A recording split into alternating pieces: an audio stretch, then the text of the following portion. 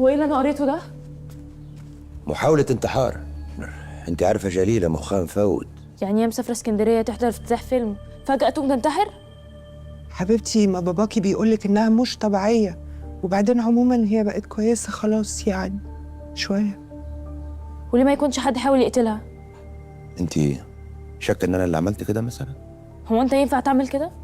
هو انت ممكن تقتل اي حد اصلا؟ انت بتقول ايه يا بابي؟ ما هي غريبة شوية اللي انتي مهتمة قوي بجليلة كده. هي مصر كلها بتتكلم في الموضوع يعني، مش انا بس.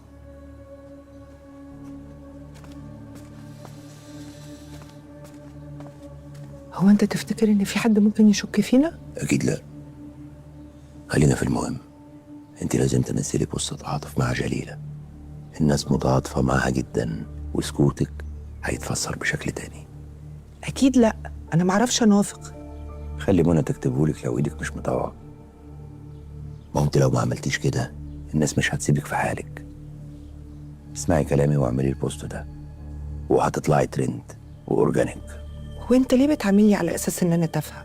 انا لو هكتب البوست ده مش هكتبه عشان ترند وزفت، انا هكتبه عشان انت عندك حق ان الناس مش هتسيبني في حالي، كلهم هيطلعوا ملايكه وانا اللي هطلع شيطانه في الاخر.